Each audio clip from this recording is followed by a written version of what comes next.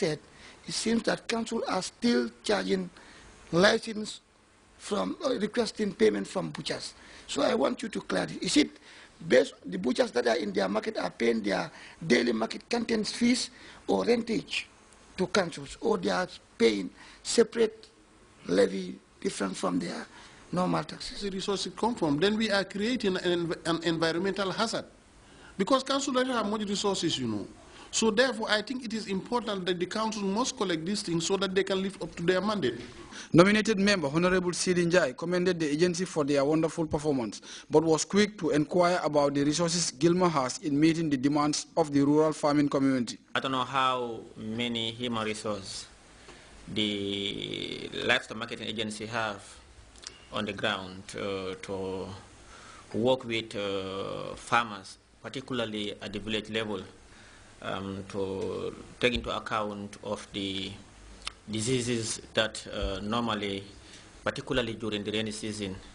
Last year, some parts of Central River region, north, most of sheep and goats were, of course, encountered with serious diseases, I mean the ruminants, and most of us lost a huge number of ruminants, including myself. I think only one of my goat and sheep survived last season. I think the livestock marketing agency should double up that effort, and to, as far as their responsibility, to work and to ensure that their personnel are not even possible to be only in every hamlet, but also to be in major villages and districts, also to be equipped with the necessary medicament in the event that such thing occurred, and also for them to respond quickly and adequately. As disclosed by the directors, Gilmer's activities during the year under review and the previous years were faced with difficulties like a small budget and narrow resources compared to its mandate. This, they say, makes it impossible for the institution to carry out most of its functions. In this light, deputies asked questions on what is being done to address such constraints, while the subject matter specialist gave his impressions. It's outside their mandate based on what is out here. B, it is very tempting to get all your monies locked up in livestock purchases and not recover. The old livestock marketing board problem comes to mind. 3, it would be improper to be facilitator, regulator, and trader in one. So I would support all the other things that they're doing and give a gentle caution to management that they be careful about this. The Gambia Livestock Marketing Agency's positive strides in fulfilling its mandate during the year under review led to the unanimous adoption of their documents by the National Assembly's PAC-PEC Committee. Their impressive performance of 99% was well adored. However, maintaining this achievement should be highly considered. Modou Bajan, Grts. The Ministry of Health and Social Welfare on Saturday morning organized a pre-deployment briefing ceremony for 15 newly trained Gambian doctors. The ceremony, as Samuel reports, was attended by the Minister of Health and Social Welfare, Dr. Omar Sy, who told his colleagues to be modest and approachable in their service to humanity. Send the latest batch of home-trained medical doctors ready for deployment across the country's numerous health facilities. The inductees were Saturday morning called for a pre-deployment briefing convened by the Ministry of Health and Social Welfare for final instructions and words of encouragement from some of the doyens in the health profession. We are gathered here to witness you doctors who have been trained locally to now be being posted over to the periphery. This is much overdue and it's much called for, as we all know.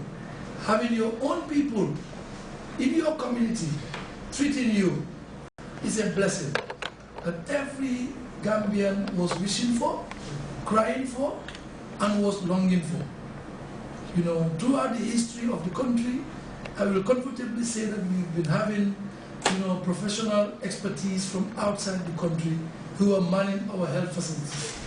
Health experts say that the development is part of government and the ministry's vision of ensuring that health service providers are continuously trained and posted across the country. Universal coverage to healthcare service delivery cannot be realized when we have all the doctors waiting in Edward Francis Small Teaching Hospital, and then our majority of Gambians from hard to reach areas have to hustle to come over to achieve these goals.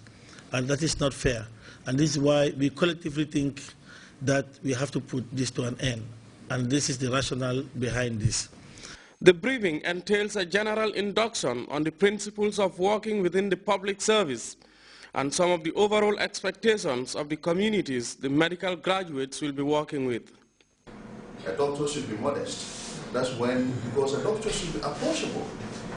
Patients are vulnerable individuals. They have problems and they need comfort. They need to be comforted. Someone should be there for them.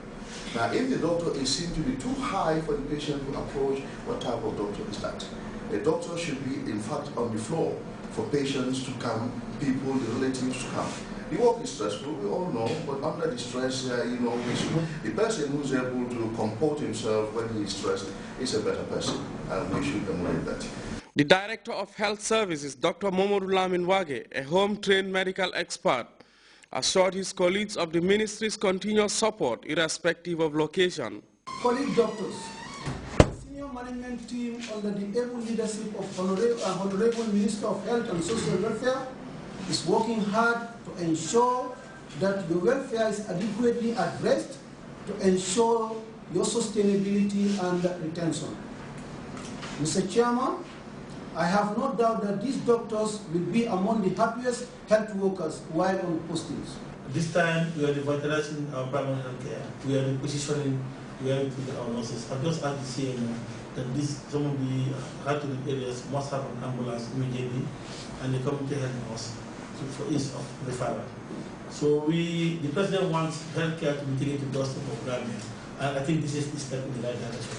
For the newly trained doctors, it's a moment of mixed feelings as they await anxiously to give back to society. Gambian people, we owe a lot to the Gambian people, and we will solely give it out freely. And I just want to commend them for taking up this opportunity and accepting to go beyond the hardship to take up this posting. How ready are you for the task ahead? Well, I'm ready, and hopefully, if everything is in there, because as the minister have said it earlier and others, like there are things still lacking, but we hope when we go there, we're ready to put things in place. And the main aim also is to help decentralize things and also for the referral rate to decrease from AFSDH because the workload is so much. Yeah. As they brace up to put their skills to test, hopes are high that they would add value to the current work of their colleagues in health service delivery. Samuel Ba, GRTS. Rotarians in the Gambia are trying to make their clubs more noticeable and hoping to attract new members. The disclosure was made by officials of the Rotary clubs of Banjul and Fujara during the unveiling of a mini billboard bearing the wheel adopted by the worldwide body as its emblem. Francis Mendy reports. Fajara and Banjul are actively engaged in philanthropic activities which continue to touch the lives of less fortunate members of society. But despite the huge sums of money the movement commits to charity, the need to make it more visible, it seems, sort of escaped the membership. Now, the two clubs are trying to catch up with other members of the worldwide Rotary movement by erecting this signboard along the strategic Baden-Harden highway. The wheel, which signifies civilization and movement, is close to 100 years old. It was in 1922 that Rotary decided that all clubs should adopt one simple design as an exclusive emblem to depict the Rotary movement.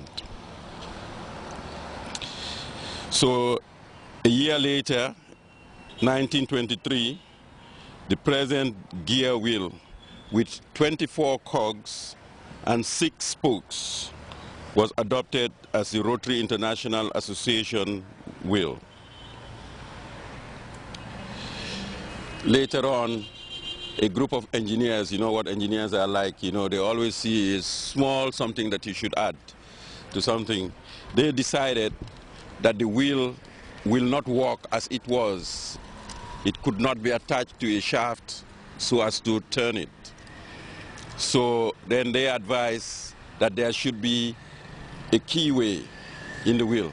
And that's why if you look in the center of the wheel, there is